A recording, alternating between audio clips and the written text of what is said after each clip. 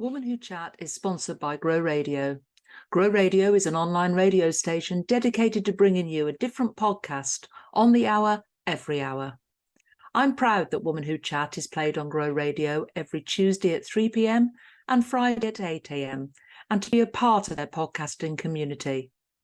If you want to listen to the station, explore their shows, check out many of the blogs to improve your podcasting skills, or get your podcast onto Grow Radio, head over to growradio.uk today. Welcome to Woman Who Chat, and today I'm chatting with Natalie McCoy of Urban Soul Holistic Therapy. Hello, Natalie. Hello, Sandra. Thank you for having me. That's great. And we're going to have a chat today about all sorts of things. But first of all, tell us what you do. So I'm an award-winning holistic therapist and wellbeing therapist as well. So it's changed a little bit over the times that I've been doing the therapies. But I would say I'm here to help individuals to cherish and redirect their mental health and well-being by doing lots of different things. So it might be physical treatments, or it might be giving them tools that they're able to change their mindset, whether it be their mind, body, or soul, really. So to be able to enrich their life further, and also sometimes being able to reset themselves to go back and be able to face the next sort of challenge that may come up for them. Yeah. Now, you haven't always been self-employed. You worked for many years and then obviously came through the pandemic and you decided to completely change and you've moved towns and all sorts. So, what was the why to wanting to work for yourself? I think a lot of the why came, I cared for my dad for a couple of years because he was suffering with motor neuron disease. And I was working full time at the time and doing a carer's role. I got to the point where I thought, if I don't change something, I'm going to burn out. So I think one of the first things I did was put a flexible working request to go down to 4 days working. I then changed a little bit of my working week so that I could work that process through. And then when my dad finally passed away, we received some inheritance, and I was just like, do I spend it or do I put it into something that I need to do?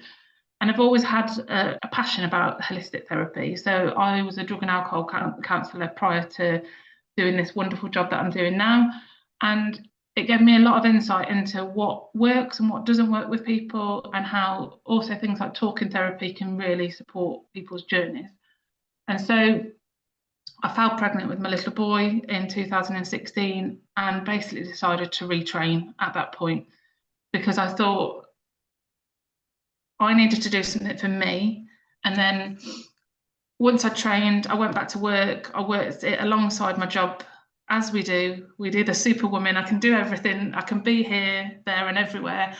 And looking back at it now, I don't know how I did that whole process of running a business, working, and having a little boy at the time. But I suppose my passion from that element was that I wanted to leave a legacy for my little boy. I wanted to show him that you can work for yourself and you can follow your dreams. And so I worked for 3 years doing that process, and then the pandemic hit, and something told me in the March to put my notice in literally 2 days before we went into lockdown. However, I didn't put my notice in. Something was pulling me to say, don't put it in just yet. And then thankfully, it gave me 7 months of being in the role that I needed to be. And I left in December 2020, and then Urban Soul moved to Solihull at that point. And it's just been going great guns since then. So things have changed. The way I'm working is more practical for me, but also for the family. And then also that my little boy's seeing that it can be done, and we can get through a pandemic and still be here. So that juggling that we do, it resonated with me because I cared for my dad when he was terminally ill, and that was right at the start of the pandemic. So literally my dad passed away and 3 days later we went into lockdown. He was one of the first lockdown funerals. He didn't die of COVID, he was terminally ill. Yeah. But I look back and I think I was running a business, I was caring for my dad 24/7. My mum was in her 90s. You look and you think, and I did burn myself out. I did. I literally wiped myself out. And I think as business owners, we have to burn ourselves out to find out how to build ourselves back up, I think. And now I know the signs. Now I know the triggers. I know, whoa, I need to stop here. I need to step back. I need to reflect. I need to look after myself. And I think we were talking before we came on, and we were talking about the mental health and how we look after ourselves, our mind, our body, our soul. And I think as self-employed individuals, we're getting good at this. We get it because we talk about it. We talk about it. We find the solutions. We're more happy to, and as women, I think we're more happy to talk about our problems. But you're quite passionate about this topic, so just give us a bit of background on your feelings on this. I think from coming from the industry that I did previously, obviously we dealt with a lot of mental health and wellbeing issues at that point, and I think one of the things I've noticed, especially since COVID was around, is the fact that people are now more passionate about looking after themselves. So this is people like coming in like for regular appointments, and whereas they would come in for like sports injuries, or they would come in for like a general maintenance, they're coming because they want to keep their mental health at the right level. And I think they're doing it because they're not getting it from anywhere else. They're not getting it from employment if they're in corporate industries. And when I was in the corporate industry, we had the holistic element of it put in for the staff. And then all because of funding changing, because of governments changing, it got whipped away. And so for me, the passionate element of it is that if you give back to your staff by, even if it's just a 30-minute massage a week, or giving them the space or the time to have an hour's lunch break rather than half an hour's lunch break, it allows them to reset, and then they become more functional at work. You get better rewards from them. You're probably going to end up keeping them a lot longer than you would if they were just feeling the pressure all the time. And for me, I need to get emotion out there, really, of how we can change the corporate industry to be like the self-employed industry, where people have got it and they understand that if they burn out, their business is not there and they can't carry on, if that makes sense. And it's their livelihood. Whereas from the corporate side of it, they carry on regardless. So if somebody goes off sick, you are more of a number than a person, if that makes sense. And so it's more of for me, changing that ethos. And that a lot of that came from changes that were put in by government in terms of payment by results within our service. And I think that's what made me change my thought process in terms of I want to be self-employed at some point, because it became not about the person sat in front of you. It became about a tick box exercise. It became about you need to hit this target, that target. And for me, I never went into any of those roles or any of the jobs that I've done for the aspect of it. I went in because I care about people. I don't ever do jobs that I don't particularly like, but the ones that I do like, I'll do it even if I was being paid peanuts, if that made sense. Yeah. So I think very much mental health needs to be more on managers' agendas across the board. I mean, when I left corporate, which is many years ago, it was people became a number. The sort of the warm and friendly side as a business grows to a certain level is lost. And I think some corporates are very good and they're putting in employee assistance programs, they're putting in mental health support. And because people are talking about it, I think it's becoming more to the fore. But I have seen recently some larger employers, forcing people to come back to work from, giving them flexible working and almost taking it away. Yeah. The lack of trust, where if people now have built in this new way of working, which was probably really good for their mental health, and now being forced back into offices full time, and I've worked in some of those offices recently, and as lovely as they look aesthetically, there's no windows, there's no natural air coming through, it's all air conditioning, and you walk in and you're in that environment from the minute you walk in to the minute you leave. And if you don't build in those practices, such as going for a walk at lunchtime, getting some fresh air, having those breaks, having that downtime, and some employers are really good at it, Yeah. But I've seen some just aren't. They're just focused on the figures, focused on the outputs, and to the detriment of the people that work within it. I know exactly where you're coming from. And you can see it with the individuals. You can go into an office and know where they're supported, and you can then go into another office and know where they're not supported, because the morale is like one's here and the other one's here. So it's the comparison of like trying to get that level across the board. Yeah. And I think, people are, because it's becoming more talked about, mental health, stress in the workplace, various conditions that people have, they're more willing to talk about it. But, once you get the sick note come in, they're not doing anything about it, as you say. They just get somebody to fill that gap and work harder. I've seen whole teams collapse, when people take on other people's work, and then literally they're just existing, and it's no way to be. Yeah, absolutely.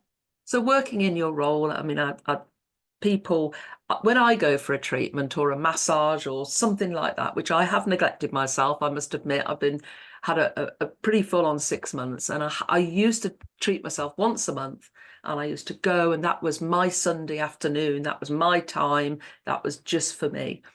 And as well as the other things, such as my morning coffee in the garden, my lunchtime walk, and all those things that I built in, I have put to one side, because we've had the never-ending winter, and I don't do the cold.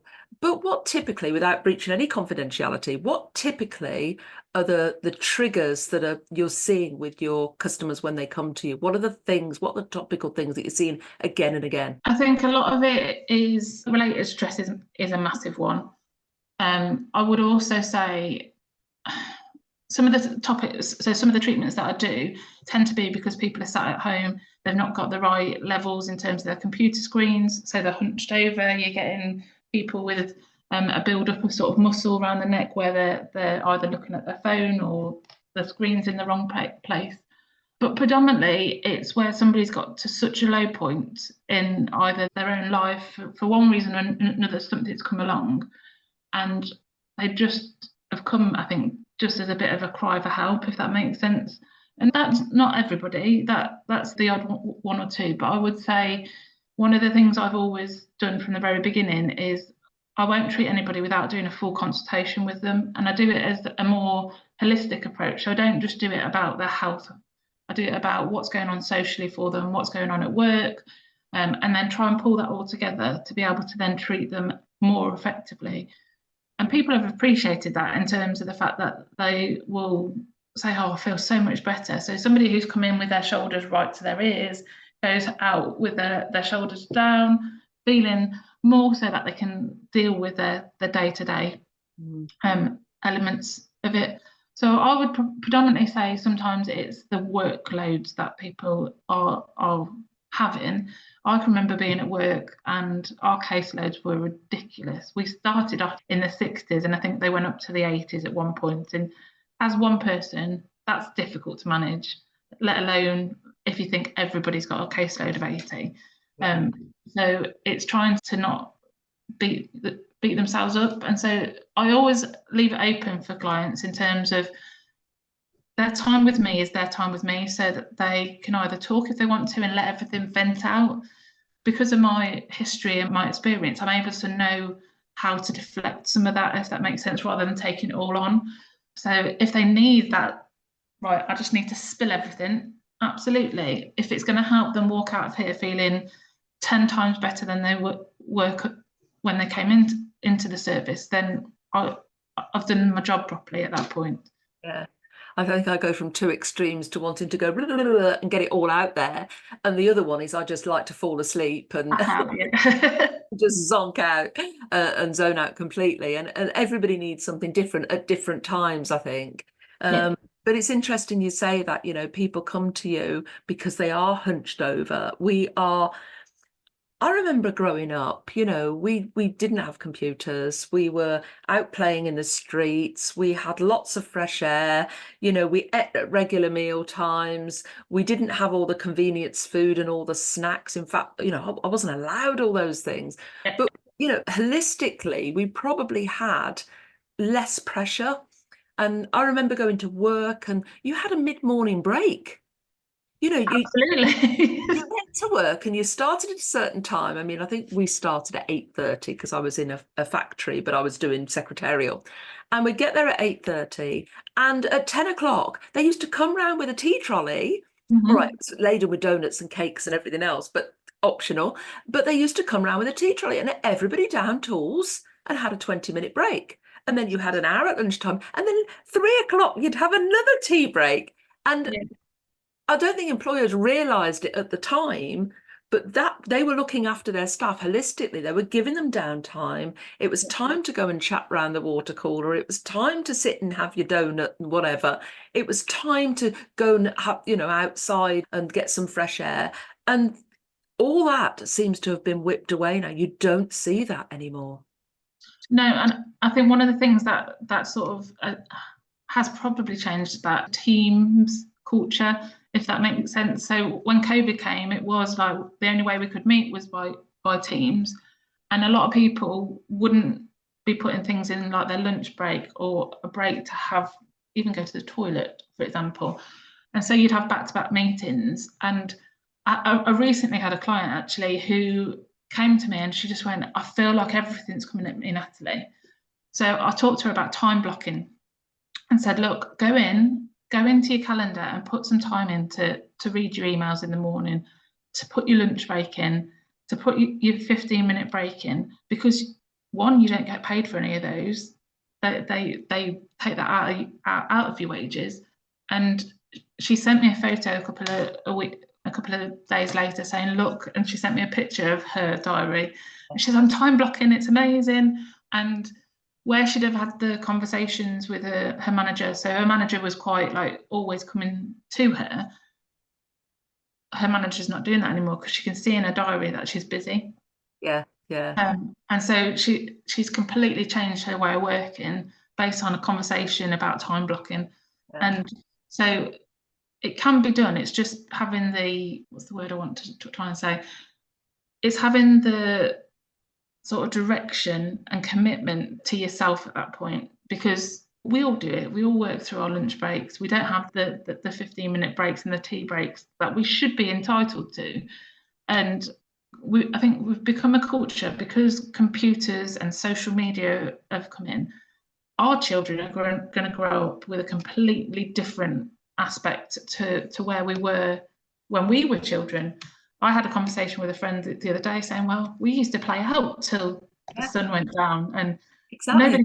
nobody worried. As long as you were back by a certain time and you had your tea and you were doing your homework, that was it. It wasn't a concern. Whereas I think because there's so much in media is a massive indicator for stress as well, because they predominantly put out negative news stories because they know it sells. So I know during COVID, I didn't watch the news just because I felt that pressure of it all building up.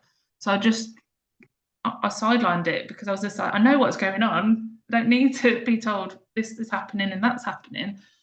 And that helped my mental health during COVID, because I think I would have just crumbled a little bit if I knew every single intricate detail about it, because I think it was just sometimes too much for people to actually comprehend. I've stopped reading newspapers. I skim BBC News every day because I like to know what's going on, but I've got it set so it's set to my parameters, what I want to see. You can have different sections, and I've done that deliberately. And at the time of recording this, we're going through a general election. I can't watch any of that because that just stresses me. I'm not political. I don't know yet whether I'll vote, but it's strange. It puts a pressure on people, and it's sort of the fighting, the backstabbing. I just don't need that in my life, so I switch it off. And more and more people are doing that with things they don't want to see. It's not that we're ignorant to it. It's not that we're not aware of the wars and things that are going on around the world.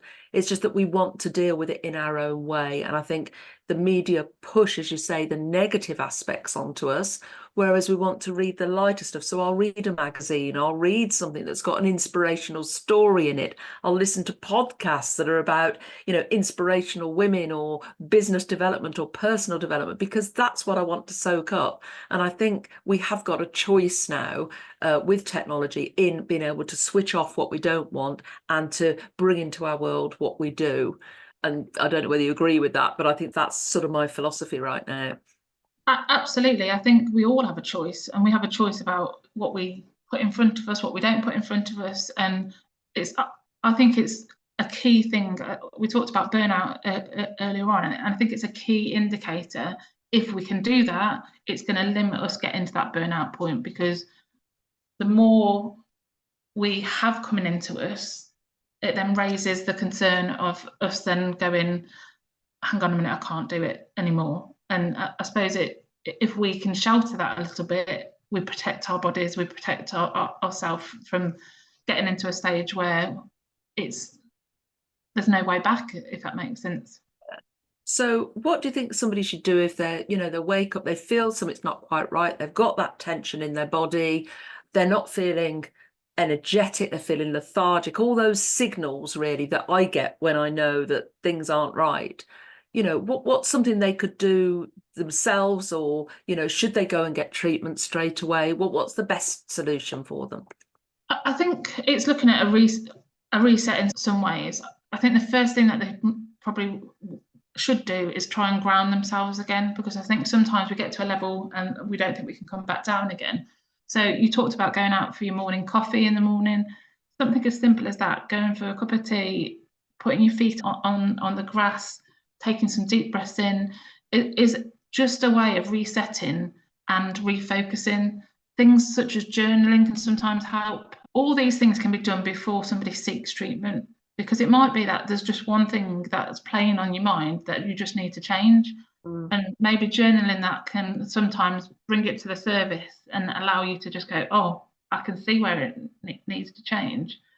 And then further down the line, if they feel that they still need treatment at that point, then I'd say that's when they need to seek treatment. So there's lots of things that they can do before: going out in nature, resetting themselves at work, thinking to themselves, right, actually, I'm in control of this, not somebody else is in control of me.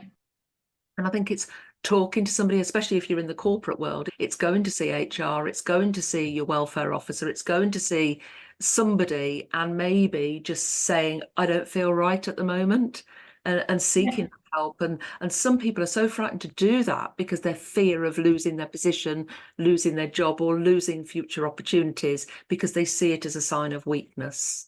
Absolutely. They see it as they're putting themselves out there, and then they're going to get punished in return, if that makes sense. Yeah. Well, it's been great chatting to you, Natalie. We're going to share all your contact details in the show notes, but I always ask my guests to leave the audience with a piece of advice or a top tip. What would yours be? I think for me, it's about always check in with yourself, because it's so important to do that, because it allows you to know when you're changing, when you feel like you're dipping a little bit or going up a little bit. So we talk about up leveling, we talk about people deteriorating. So I think sometimes just having that moment to check in. So whether you have a day a week where you do some personal development for yourself, or whether you take just half an hour just to reflect on how far you've come and how far you want to go, if that. Because for me, it's so important that we keep people's mental health in check, to sort of move forward. So I would say always have a check-in with yourself, because it's so important. I'm going to ask you an extra question, actually, before we go. What would your message be to the corporates about, looking after their staff? I think for me, it's about value. If a person feels valued within their job, they are going to work harder for you. They're going to be committed. They're going to hit your results that you need them to hit, because where there isn't value within the corporate industry, people's turnover, the staff turnover, will be incredibly high. And so it's so important for them to realise that staff are people. And the people are the people that get the results for you. So if you don't have people, you don't get the results, you don't get the increase in income and all the things that go with it. And it's so important that they start to recognise that, because I think if they don't, the detrimental effect of that will be to the business, not as well as the individuals. Thank you, Natalie. Today I've been chatting with Natalie McCoy of Urban Soul Holistic Therapy. Thank you. Thanks very much.